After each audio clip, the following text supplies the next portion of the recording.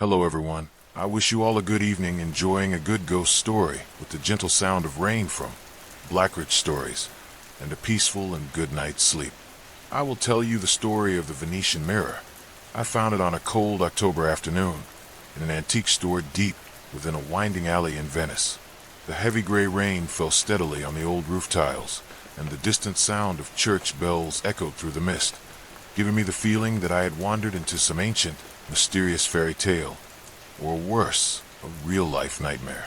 The store was called Il Riflesso, meaning reflection. A simple name, yet there was something about it that sent a chill down my spine for no apparent reason.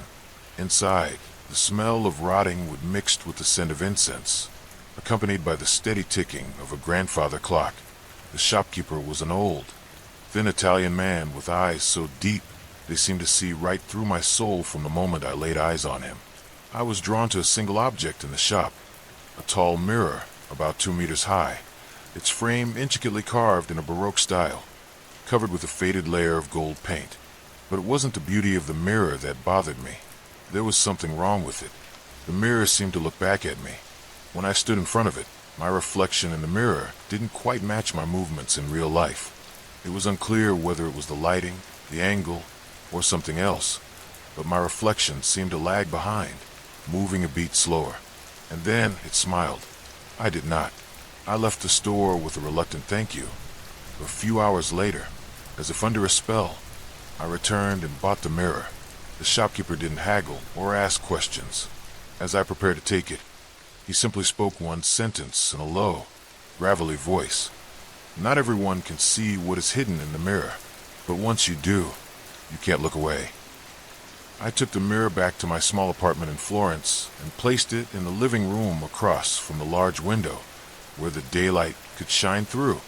But I didn't need daylight to feel that I had made a mistake. On the very first night, I dreamed of my reflection stepping out of the mirror, slowly approaching me, not with hostility, but with a twisted smile, exactly the same smile I had seen in the store. In the days that followed, things started to change. At first, I thought I was just exhausted. When I walked past the mirror, I saw my reflection still staring at me even though I had turned away. One time, when I tilted my head to the left, my reflection in the mirror tilted its head to the right. Not a reflex, but a deliberate action. I experimented by raising my hand, closing my eyes, and silently counting. And when I opened my eyes, my reflection was writing something with its finger on the fogged-up mirror. A line of text, written backward. When I turned around to look directly, the text vanished. I started to write down what I saw in a notebook, the backward text, the disjointed gestures, the recurring nightmares. November 14 to 3:12 a.m. The text, "You are not the original." November 16 to 1:50 a.m. The reflection raised its hand, signaling silence, even though I was sitting perfectly still. I took the mirror for inspection. An antique dealer said it was a rare item, possibly from the 17th century. The mirror glass was made from Murano glass, which was rumored to hold the soul of whoever gazes into it. He joked about it, but I didn't laugh. I tried to cover the mirror with a cloth, but something always made me want to pull it back. I tried moving it to the storage room, but every morning when I woke up, it would be back in the living room. No sign of movement. No one had touched it. I lived alone. Gradually, I began to question whether I was really me anymore. The breaking point came one stormy night, with thunder crashing, and I woke up feeling like someone was watching me. When I opened my eyes, I saw myself in the mirror, standing right against the glass, eyes wide open, as though trying to peer through the boundary. Its hand was pressed against the glass, and once again it wrote, "Switch places with me." Panicked, I ran out of the apartment into the rain. I couldn't take it anymore. I went to a friend's house, stayed for a few days, but my mind stayed with that mirror. It was like an addiction. I needed to go back. I needed to know what it was doing. What did it want? Or rather, I wanted to know, who am I in this story? When I returned, the mirror was still there. No one had touched it, but the glass now had a thin crack running through it, like a small fissure in an otherwise perfect surface. And I knew the boundary was cracking. I started seeing things that weren't there in the mirror. The room behind me, and the mirror, had objects that didn't exist. A red velvet armchair, an old fireplace, and sometimes a man sitting there. It was me, or a version of me, older, with hollow eyes, a face full of sorrow and repressed anger. I tried to smash the mirror, but every time I picked up the hammer, my body didn't obey. My arm trembled, as if someone was holding it back, and when I finally swung the hammer, I saw my reflection smile. It laughed loudly, mockingly. One evening, when I was about to leave the city forever, I wrote a letter, locked the door, and turned to leave. But when I reached the ground floor, I saw my reflection in the lobby window. Not me, but the image from the mirror. It wasn't following me. It was ahead of me. It had stepped out of the mirror. I rushed back upstairs, in a panic, terrified, but the mirror was empty. No reflection. The glass only reflected the faint yellow light from the lamps. I looked into the mirror. I couldn't see myself. I no longer reflected. That night, I wrote these lines as a warning. The mirror is no longer an inanimate object. It is a window, a portal, a trap for those daring enough to gaze too deeply into themselves. It doesn't just reflect, it remembers. And when you begin to doubt your reflection, perhaps it's already too late. I don't know where I am. I don't know if I am the one who stepped out, or the one still trapped inside. But if you, somehow, are reading these words, stay away from that mirror. Don't let your eyes meet your own for too long. Don't let it write on the glass. Don't read the backward text, because if you read it, you've opened the door.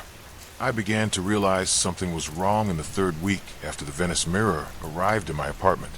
Everything had started before that, with the asynchronous reflections, with the backward written words and mist on the surface of the mirror. But I still tried to rationalize it. Tired eyes, a stressed mind, a mild form of cognitive disorder.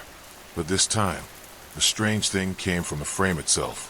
I was dusting the outer edge of the frame when my hand brushed against a raised spot, a small crack, barely visible unless you looked closely.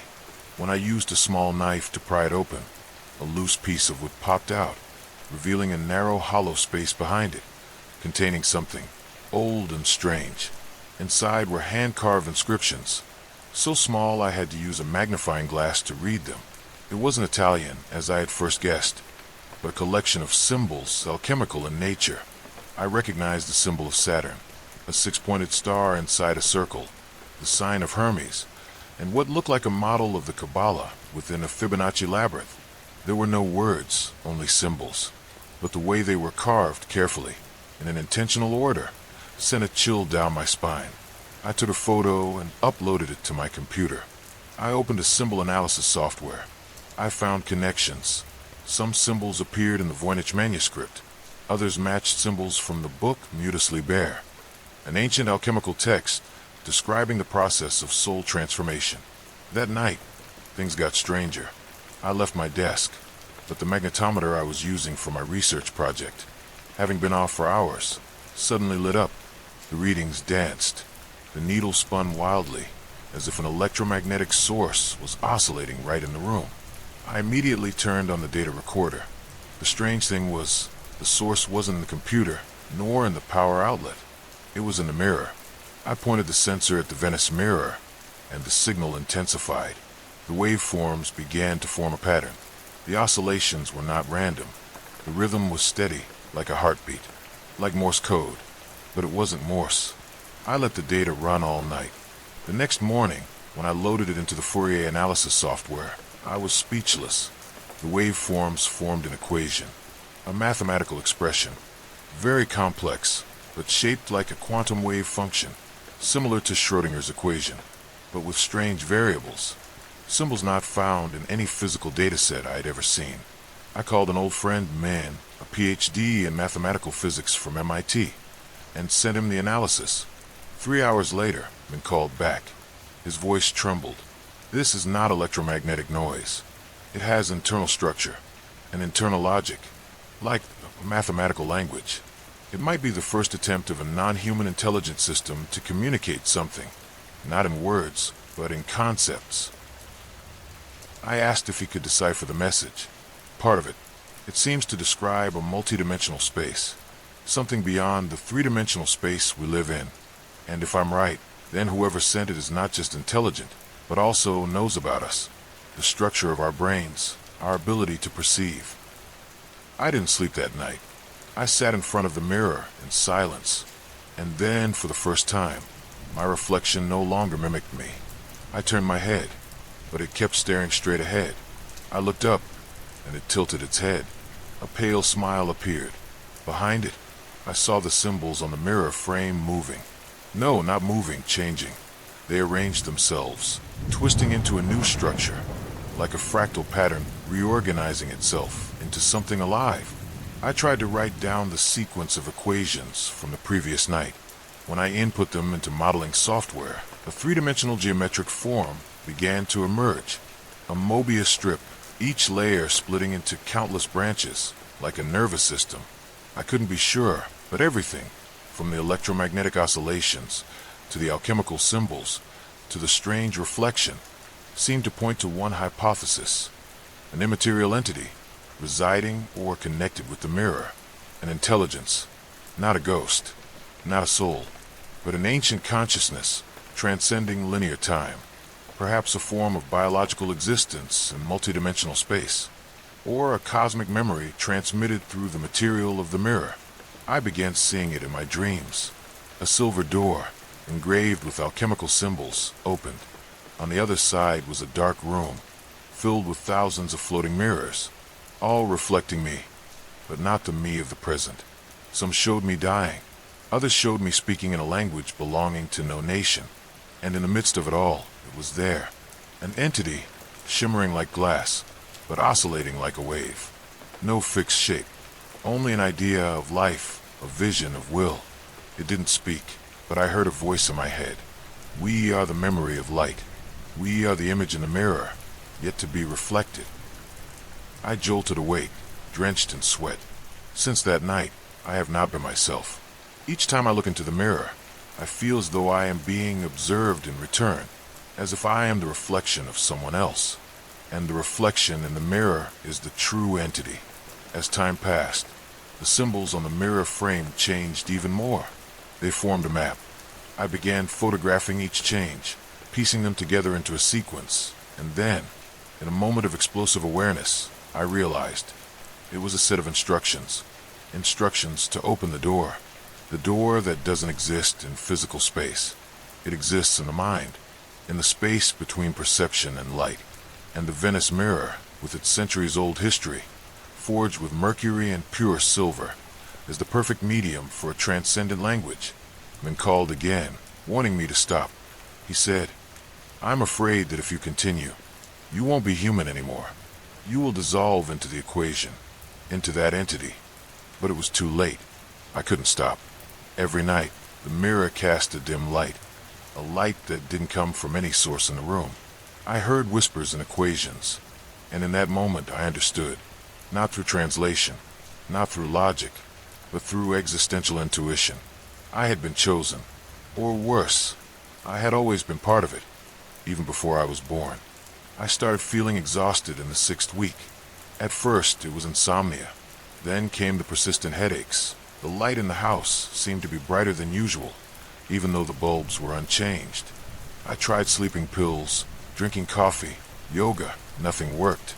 My body no longer responded the way it used to. I didn't even feel like I was sick in the way people usually get. No sneezing, no fever, no inflammation. It was just a gradual draining, as if every cell in me was being absorbed by an invisible electric current. I lost nearly 7 kilograms in 10 days. My skin turned pale. My nails became brittle. My hair fell out in patches every morning. But strangely, I wasn't afraid. I should be, right? But I didn't feel that way. I only felt a sense of necessity, as though this was a mandatory phase, part of a process of transformation. I started seeing symbols, not just on the mirror, but on the walls, on the ceiling, in my dreams. At first, they were tiny like cracks. Slowly, they became clearer. Alchemical symbols mixed with mathematics and an undeciphered language. Pentagrams inside spirals. Strange letters running along the edges of the ceiling. Fibonacci sequences appearing like moss growing on the walls. I tried recording videos to check, but on the video, the walls were completely empty. They only appeared when I looked directly at them, and changed every time I turned away. The less I observed, the more complex they became, as if my attention was restraining the transformation of the symbols. When I tried to look through the mirror, everything was different. In the reflection, there were characters I had never seen, like an arrangement of ancient words made of cold light, running along the window frame, scattered across the carpet, imprinting into the darkness. I wasn't sure what was real anymore. One day, I discovered a manuscript. I wasn't sure where it came from. I just remembered waking up in the middle of the night, in my study, with an old leather notebook on the desk. The first page was written in a faint, purplish ink of unknown origin. Liber Ethereus, the Book of the Beyond Light. Inside was a sequence of paragraphs and equations, mixed together. No order, no page numbers. Some sections were written in ancient Latin, others in a winding script like Enochian, and the rest simply didn't belong to any language ever recorded. But the strangest thing was, it changed as I read. I read one section, then looked up. When I returned, the words had changed. A new equation, a new symbol appeared between the lines, as if inserted into the past. I started translating. Somehow, I understood the meaning, not through reasoning. It was as if they revealed themselves in my mind. Translating one page would make the next appear. It felt like the manuscript was using me as a translation tool, and every word was transforming me. Time slowly lost its meaning. I slept when I felt the need, woke when urged. Some days, I wrote for 19 hours straight without realizing. Other times, I woke up on the floor, not knowing how long I had been asleep. The clock in the room stopped. My phone showed no signal for an entire week. I started experiencing memory gaps. One time, I was sitting at my desk, then suddenly realized I was standing in the hallway, not remembering why. I wore a coat, holding a copy of the translated manuscript, but I couldn't remember when I printed it, or why I had printed it. I checked the security cameras. The hard drive was empty. Another time, I received an email from someone named Rachel, an astrophysical archaeologist in Europe. She thanked me for sharing the translation of the opening section, and asked if the sixth symbol had anything to do with the Dogon concept of non-time. I had never sent anything to her. I hadn't even heard of the name, but the email came from my own account with an attached PDF file. An 8-page translation of Liber Ethereus. The handwriting was mine. There was no mistaking it. I checked the folders again. The file wasn't on my computer. It only existed on the other side of the mirror. One night, I dreamed I entered this very room, but in another dimension. The white walls turned to ash gray. The symbols on them glowed, emitting a light that didn't come from any source. I saw myself sitting on the floor, holding a three-dimensional symbol, like a Rubik's Cube, but shifting with every thought. Above me, an entity floated. Its shape was not fixed, like a thinking nebula. It didn't speak, but I felt the message. You are fragmenting to open the way. The deeper layers of perception do not belong to the body. Leave the memory behind. It is the final chain. I woke up, my heart racing as if shocked by electricity. The room was silent, but the symbols on the walls were different, and now they were spreading to the ceiling, the wooden floor, as though I was living inside a copy of Liber Ethereus itself. I wasn't sure anymore if I was still me. Min came looking for me. He knocked on the door, worried because I had been missing for nearly a month. I opened the door. His eyes widened. "Oh my God, you look like a corpse." I didn't speak. No need to. Min looked around the room, and the first thing he asked was, "Your walls, who drew this?" I asked, "You can see the symbols?" He nodded, shaking.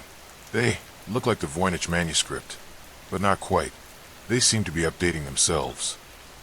I stared at Min for a long time, then asked, "If we are not what we think we are, but rather images projected from another reality, how do we know what the original is?" Min looked at me like I had gone mad. Maybe I had gone mad, but not in the human way. That night, the mirror vibrated slightly. No one touched it. No wind. but the surface of the mirror rippled like water disturbed by a powerful thought. My reflection was no longer me. It had dark eyes. It was holding the manuscript, and behind it, in the mirror, was a version of the room, but different.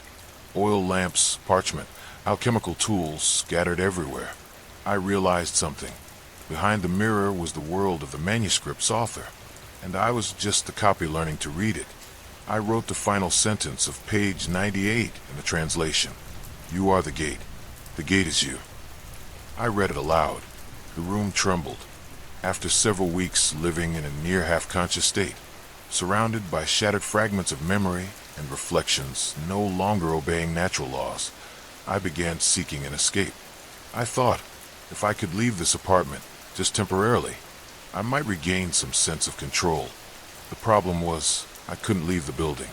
Whenever I ventured more than a few blocks away, my head would start buzzing with strange hums, and my skin would burn as if thousands of tiny fungal threads were wrapping tightly around every pore.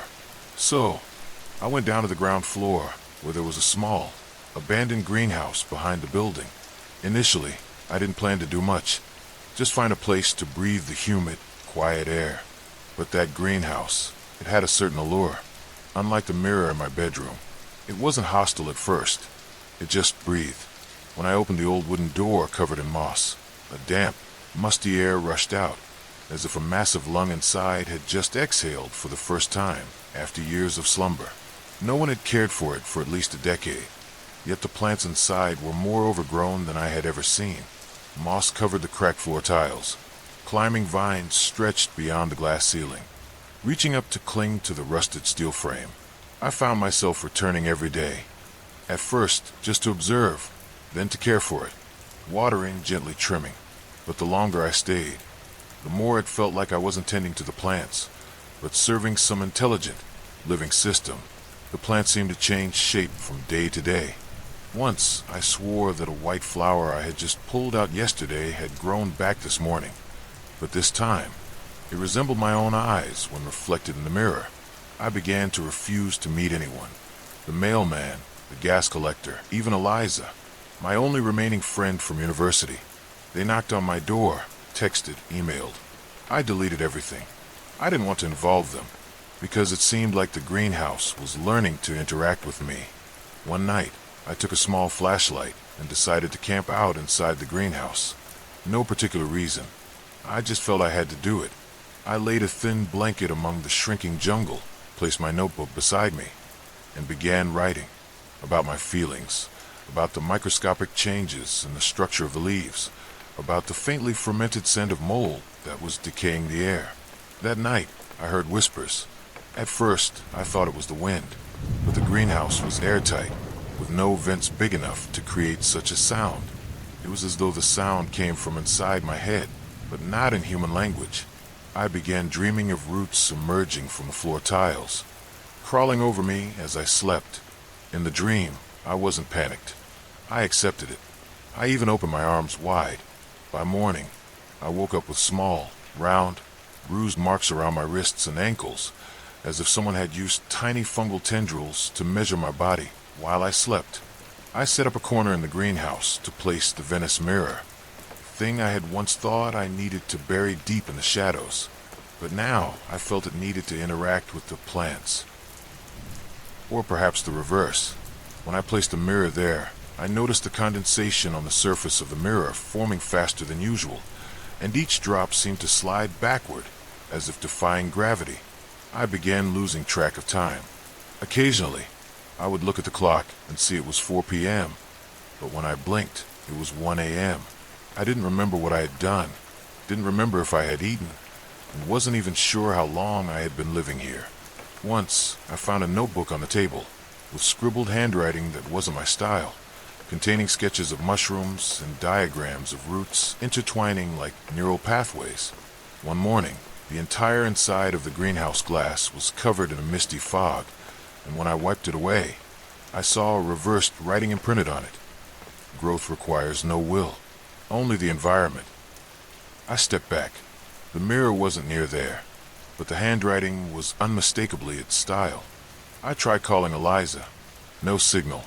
In fact, I realized I hadn't left the greenhouse in at least 10 days. I had slept here, eaten fruits from vines I didn't even know the names of, drank water that condensed from the glass ceiling. I wasn't sure if I was still human in the conventional sense. I began seeing hallucinatory images whenever I closed my eyes. Vast forests rising from the remains of ruined cities. Half mushroom, half human creatures crawling through structures destroyed by time. They whispered to me in symbols, similar to the ones I had once seen in the mirror. One day, when it rained heavily, I saw the mirror covered in a thin white layer of mold. No condensation formed. There was only one image, me, standing in another greenhouse, exactly the same, but all the plants were dead. My reflection in the mirror, smiled. Behind me, the ground cracked open, and a gigantic plant shoot emerged, swaying in rhythm with my heartbeat. From that moment, I stopped eating anything I didn't grow myself. I avoided all unfamiliar water sources. I began writing something called the Book of Root Threads, describing the relationship between humans, memory, fungi, and reflections. I wasn't sure if I was making it up or simply translating an ancient document I had once known in a past life. Whatever it was, I knew one thing. There was no one else left alive in this building. The others had left, or been absorbed by the mirror, or consumed by the greenhouse. I wasn't afraid anymore. I just observed, like a root of a larger system slowly taking over the world through the smallest fungal spores. A new reality was growing, and I was the first gardener. Let me know if you'd like any further adjustments or translations. I arrived at Beaumont Grand one late October afternoon, light rain falling, the wind damp as if the breath of an entity waiting behind the old glass windows. The hotel was located in a secluded corner of the city, a classic yet strange architecture, with Art Deco edges mixed with intricate Gothic patterns, as if the building itself didn't know what style it belonged to. I didn't come here for leisure, but because of a dream that had persisted for 8 nights in a row. In it, I walked down an endless corridor, where doors opened by themselves, revealing different versions of myself. Older, younger, silent, mad, or melting in my own skin. Beaumont Grand appeared at the end of that corridor. At first, I didn't believe it truly existed, but in an unconscious search through an old map, I saw its name appear faintly, like a memory that had been erased and then reappeared, and I understood this place was calling me. I brought with me the Venice mirror, wrapped in several layers of canvas and placed inside a metal chest. I'm not sure why I felt the need to bring it. In any case, from the moment I stepped into Beaumont's lobby, I felt that the mirror's reflection no longer operated by normal logic. It didn't reflect me anymore. It reflected someone or something, similar to me, but moving backward through time. The hotel lobby was spacious, with a grand high ceiling, but the chandelier above flickered incessantly even though there was no wind. The sound of piano music echoed somewhere, no one playing, only the keys being struck as if by an invisible hand. The receptionist looked pale, with an indistinct face, a smile lingering in wrinkles that had no clear form. She handed me the key to room 407 without asking my name. Room 407 was at the end of the north wing, but I clearly remembered that the first time I went looking. The hallway only went to room 405. I returned to the front desk, but on my second attempt, a dark wooden door appeared between 2 connected rooms. It was marked with the number 407, but the engraving was uneven, as though made by nails or a small knife, not a machine. The room was nothing special. A single bed, a desk, and a large mirror mounted on the wall. But somehow, the air inside was always damp with a musty smell. I turned on the light, but it flickered, sometimes going completely dark despite the electricity still working, as if the light was being consumed. I tried using the Venice mirror, placing it on the desk opposite the wall mirror. In the moment both reflections faced each other, a deep, bottomless dark area appeared between the 2 mirrors, creating the feeling of a gateway, and I saw my image repeat endlessly, each copy with a different expression, one angry, one terrified, one with a cold, chilling smile. I began to wander through the hotel to explore. Every floor had long hallways that seemed endless, with sudden turns. Some doors led to the kitchen, the library, the ballroom, but there were also doors that opened to stairs leading down, then up again, spiraling back to the same spot. I once went down to the basement and lost 6 hours before I returned to the ground floor, although according to the clock, only 13 minutes had passed. The guests here were strange. No one ever truly looked me in the eye. An old woman continually blocked the elevator doors, wearing the same outfit every day, and I swore I saw her standing there all night, unmoving, muttering the eighth floor, even though the hotel only had 6 official floors. I began to experience time loops. Every morning, I woke up in the room to the same piano note playing, with the sound of someone dragging a suitcase over the stone floor outside the hallway. I tried leaving the room at different times, but everything still occurred as before, and if I made notes in my journal, the next day the journal would disappear. There was even a time I marked with blood on the pillow, but the next morning the blood appeared on the ceiling, flowing backward.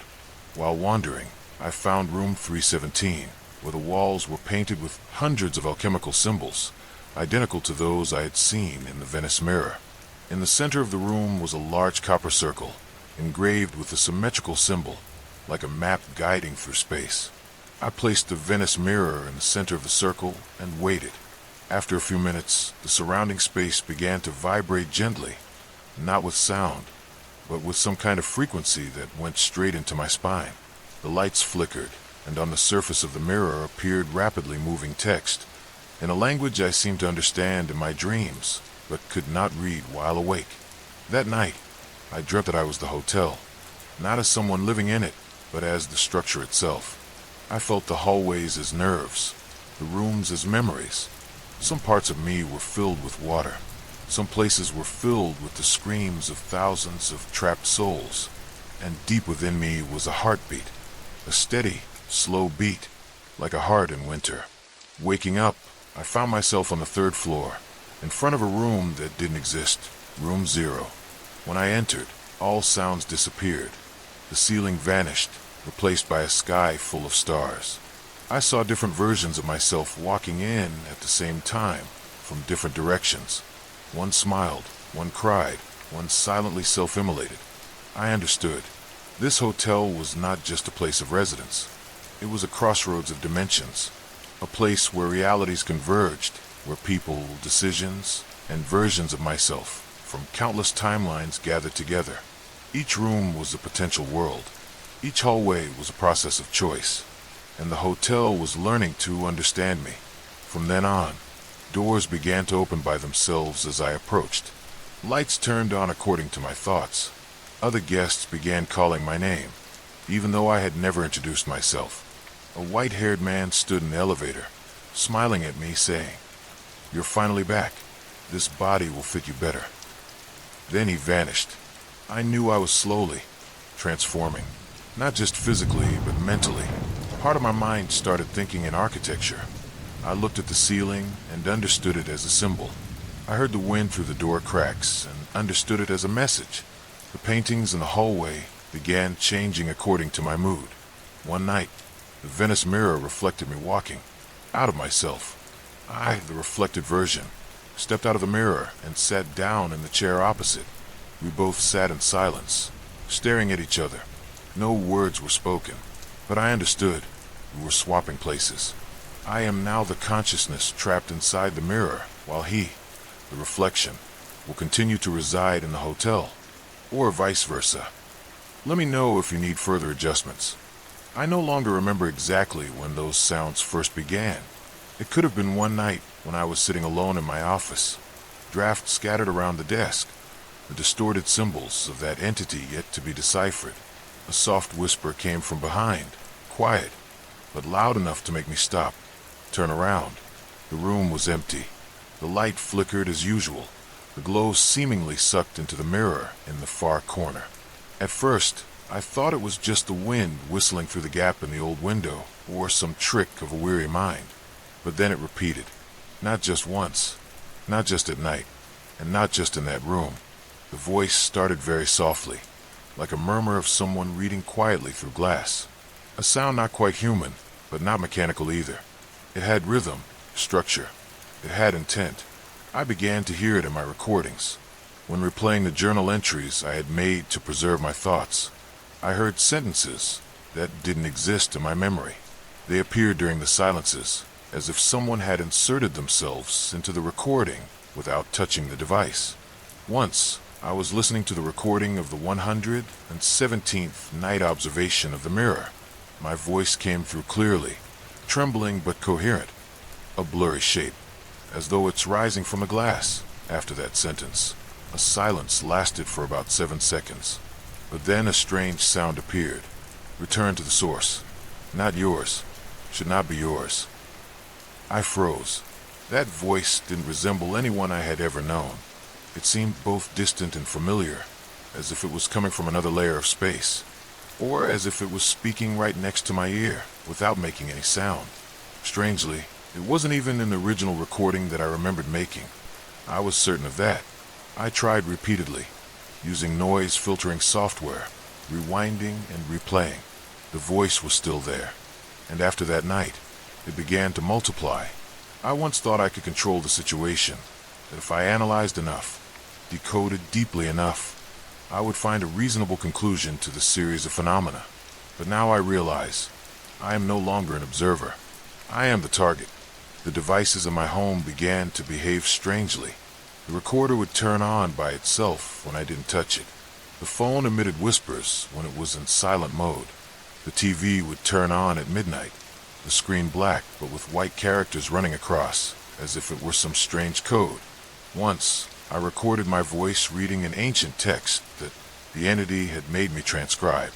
When I played it back, my voice was clear, but in the background was another layer of sound, deeper, slower, as if another voice was repeating every word with a strange intonation, almost mocking. But the worst part was when I discovered that the sound continued, even when no devices were active. It sneaked into the silences, echoing in my ears as if it were coming from my own mind. Sometimes I would startle, thinking someone was whispering behind me, but when I turned around, there was nothing, only the mirror reflecting an image I didn't entirely recognize as mine. I began checking every device in my house, the recorder, security cameras, old phones, the radio. Even when they were unplugged, some still emitted sounds. One morning, when I woke up, the living room light was flickering nonstop. The TV screen displayed a distorted image like electromagnetic waves. Between the blurry lines was a face, no, not a human face, but a distorted simulation, as though something was trying to form a human figure with the wrong tools. I didn't dare to look long. When I unplugged the TV, the whispering continued from the speakers. I threw the device out of the house. I realized, it's not the devices being manipulated, it's me. The sound now appears when I close my eyes, when I try to sleep. They whisper strings of code, mathematical formulas I've never learned, but understand intuitively. They explain, guide, command. Write it down. Remember that diagram. Connect this point with that one. Draw it on your skin if you must. I refused, at first, but then, in a delirium that lasted nearly 36 hours, I found myself sitting in the living room, holding a burning piece of wood, drawing strange symbols on the wall. I don't remember where I got the fire from. The voices multiplied, not just one. There were at least 3 layers of sound, one whispering constantly, one emphasizing as if telling a story, one high and long like a screech from a cosmic basement. Each layer carried a different message. There were times I had to write them down continuously, on paper, on wood, even on the mirror. The strange part was, when I finished writing, the words would gradually fade, like someone erasing them from the other side of the glass. One night, I placed a microphone close to the mirror, turning on the recording mode for the entire night. The next morning, when I checked, I found the device had recorded over 9 hours of continuous sound. But there were no sounds of me, no footsteps, no breaths, only that voice repeating one phrase. You are the door. You are the door. You are the door. I didn't know what to do. Leave? Burn the mirror? But every time I thought about destroying it, I felt a mental barrier, as though I was stopping myself. My hand would tremble, unable to lift the heavy object. The lights would flicker every time I tried to destroy it. Once, The fuse in the house blew when I brought a hammer near it. Now I live in two layers of sound, this world and the other layer. I'm no longer sure what's real. Every time the phone rings, I wait for that voice. When someone knocks at the door, I fear they don't really exist. And when I look into the mirror, I see myself smiling, even when I'm not smiling. I tried going to a clinic. The psychiatrist said I might be suffering from sensory and auditory hallucinations. I nodded, but how could I explain that the devices in my house recorded whispers no one could mimic? How could I explain that my friends, those who used to visit, also heard the murmurs when sitting next to me? They no longer come. And then one night, I dreamed I was standing in a room with no windows, white walls, an endless ceiling. In the center was a Venetian mirror, just like the one I own. In the dream, I walked up to it. My reflection no longer moved with me. It stood still, staring, and began speaking, but silently. I only heard it through the radio. When I woke up, I found myself lying in the middle of the room, the microphone pressed to my ear, the red light still blinking. A piece of paper beside me, scrawled with the words, "You have been chosen. You are the gateway." I don't know how much time I have left. The drafts I write now change on their own. The printer prints pages automatically even though it's not connected to any network. The symbols are no longer mine. I don't record anymore. I just listen. And I know, when the time comes, I won't be me anymore. I will be the voice. I found the pocket watch in a small antique shop on Morello Street, where the storefront was covered in moss, and the wooden sign was so decayed that passers-by often ignored it without a second glance. But as if guided by an invisible hand, I stopped before the glass door, where the watch face gleamed with a strange, cold light even though the day was overcast. It was a contradictory object. The tarnished silver casing, etched with spiraling patterns, seemed to imitate the cosmic spiral of the universe. The face inside had no numbers, only strange symbols, close to alchemical symbols, or perhaps an ancient script long lost.